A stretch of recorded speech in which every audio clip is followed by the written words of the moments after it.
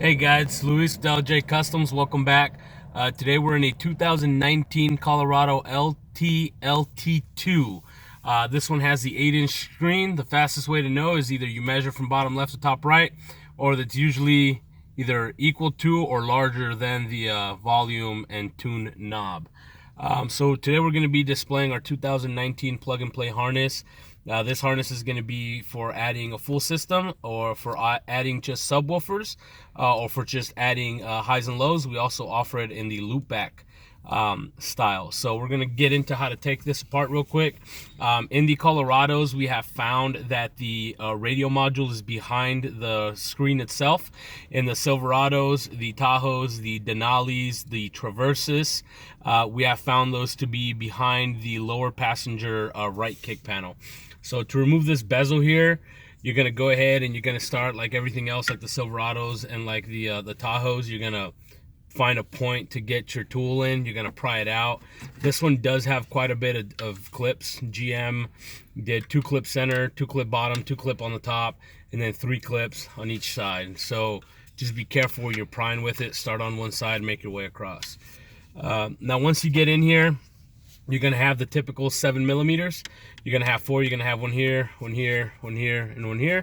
And then, of course, the screen's clipped in. So once you get that, you just want to get a good area to get your fingers in. And you're just going to pry back on it. Now, once you get it pried in, you're going to want to have either a tool that has a really sharp point or something that has a small screwdriver. And what you're going to see up here is that there's going to be these plastic tabs. These plastic tabs are going to be pushed in. You're going to want to get in there with your tool very carefully, and you're going to want to push them out with the corner. Once the tabs are pushed out, you're going to grab your thumb and you're going to push down on the black tabs. You're going to have the data, or the video, if you will, for the monitor, the power and ground for the monitor, and then down at the bottom, you're going to have one for the climate controls. That'll take care of your screen. Now, once your screen is removed, this is your radio module. This is radio module / amplifier / GPS / Wi-Fi Bluetooth. This is going to do all your information. These are really difficult to take out. They're basically held in with 4 plastic clips. It's a very extremely tight fit. So what you're going to want to do is you're going to have one down here in this corner. You're going to have one down here in this corner, and then you're going to have 2 up here that lift up. These ones lift up, those go to the side. So what you're going to want to do is you're going to want to get your pry tool down here, and you're going to want to kind of pry this over that tool to get that out of the way. And you're going to obviously want to be careful with the wires. Now you're going to hold pressure on it while you release these up at the top. And that basically will give you kind of like a corner way, if you will. And you'll just play them back and forth. So once you get them loose, you should be able to just kind of come up on that corner, and you're going to be able to pull this up. Now, you're not going to be able to pull this out all the way, so what I'll request you to do is to pull the cable, fold it, pull them back. Now, what we're focusing on right here is going to be these 2. This is going to be your power data. This is kind of what controls your vehicle. It's still using the same data transfer, the Bose system that all the other GM vehicles use. So do not splice into this harness. That will void your warranty. Just be careful when you're prying with it. Start on one side, make your way across. Now, once you get in here, you're going to have the typical 7 millimeters. You're going to have 4. You're going to have one here, one here, one here, and one here. And then, of course, the screen's clipped in. So once you get that, you just want to get a good area to get your fingers in. And you're just going to pry back on it. Now, once you get it pried in, you're going to want to have either a tool that has a really sharp point or something that has a small screwdriver. And what you're going to see up here is that there's going to be these plastic tabs. These plastic tabs are going to be pushed in. You're going to want to get in there with your tool very carefully, and you're going to want to push them out with the corner. Once the tabs are pushed out, you're going to grab your thumb, and you're going to push down on the black tabs. You're going to have the data, or the video, if you will, for the monitor, the power and ground for the monitor, and then down at the bottom, you're going to have one for the climate controls. That'll take care of your screen. Now, once your screen is removed, this is your radio module. This is radio module / amplifier / GPS / Wi-Fi Bluetooth. This is going to do all your information. These are really difficult to take out. They're basically held in with 4 plastic clips. It's a very extremely tight fit. So what you're going to want to do is you're going to have one down here in this corner. You're going to have one down here in this corner, and then you're going to have two up here that lift up. These ones lift up, those go to the side. So what you're going to want to do is you're going to want to get your pry tool down here, and you're going to want to kind of pry this over that tool to get that out of the way.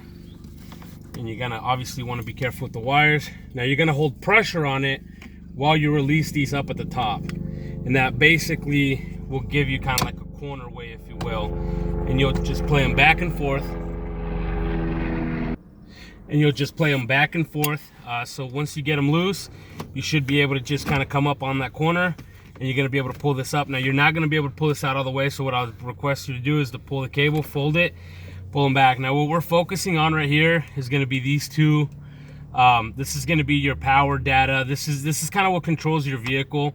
It's still using the same data transfer, the Bose system that all the other GM vehicles use. So do not splice into this harness. That will void your warranty.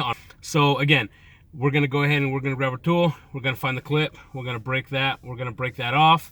We're going to go ahead and press down. We're going to pull out. We're going to go ahead and press down. We're going to pull out. Now once you have that out, you're going to have our harness. This is a prototype that we have here in the shop. This is, you know, your harness will be a little bit longer. It'll have more slack. It'll look a little bit nicer. Same concept. You're going to have the black and gray. So this is very important. Some of the vehicles, the LT2 vehicles, have the black and the gray. The L.S. And then some of the higher models like the Cadillacs, they seem to have a aquatic blue and a tannish gray connector. So it's very important that you identify that before you order your harness. We're currently working on a way to figure it out through the vehicle code and the VIN number. That's a couple of weeks out. So for now, you're going to definitely want to find your unit. If you have any questions on that, contact us. We're going to definitely want to find the unit first, and then we're going to want to see what color plugs you have, and then that way we know what the pin out's going to be. So then once we have that, you're going to grab our harness. You're going to go ahead and guide that in. And we're going to go ahead and slide that one in. But we're not going to plug it in. We're going to slide it because it's tight. We're going to go ahead and do that. We're going to wait for that click. Then we're going to lock in the tabs. Now once that's in place, you're going to want to maneuver this out again. You're going to want to maneuver it back in. And you're just going to hold it there for now. You're going to go ahead and make the rest of your connections, obviously like you usually good. Now these are keyed. There is only one way in. There's only one way in and one way out. There's no mistaking it.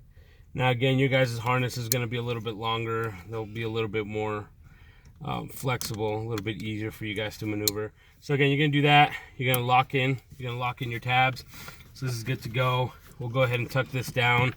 We won't show you guys how we put this back together because it does take quite a bit of time to get it in there. You basically are going to have to put it in the same way you took it out.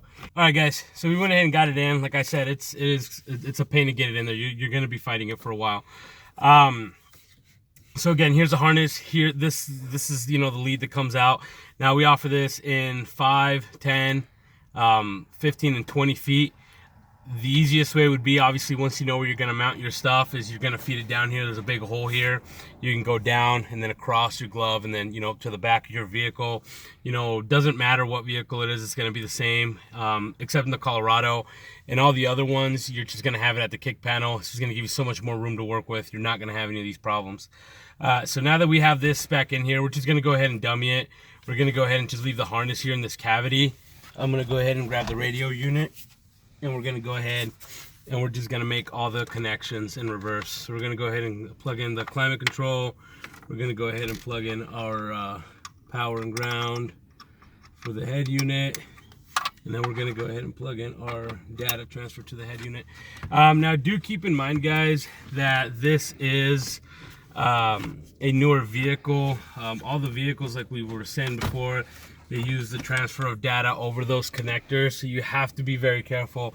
If you do decide to go on your own and cut any of those, you not just are you going to avoid your warranty, but you do run the absence of your radio not working, you know, your safety features not working. So just keep that in mind when you do that. So now what we're going to do is we're going to go ahead and power it up. Now we do have the LC7i hooked up to this one. Like I said, this is our prototype. We're dumbing it here for you guys. This will be better terminated for you guys. We'll ferrule it. If you buy the harness with the unit, whether it be the DM810 from Audio Control, or the DM608 from Audio Control, or the Rockford DSR1, the LC7i, the LC8i, or the LC2i, which are the only ones that we're going to offer for with this kit, because it's what works for what we've tested.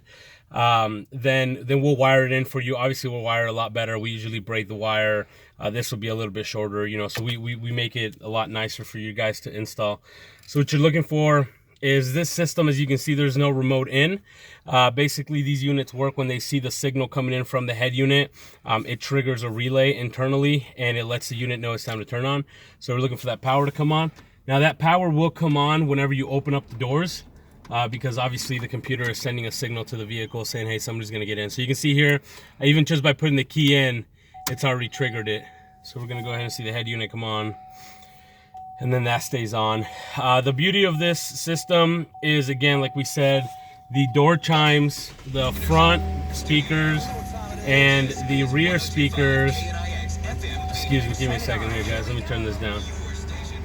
So the front speakers and the rear speakers are all, the front speakers and the dash speakers are tied in as one channel.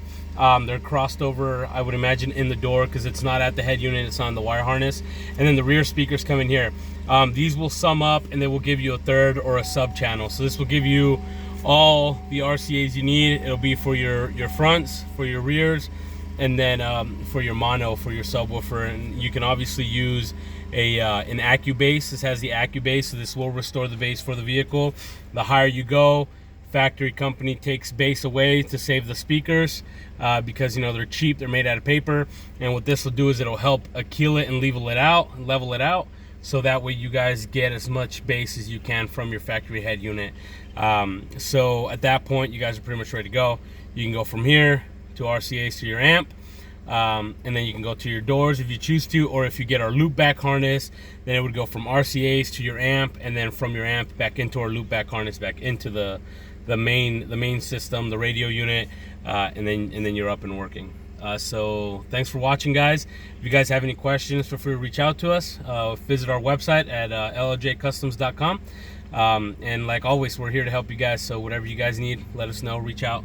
Thanks a lot. Have a good day.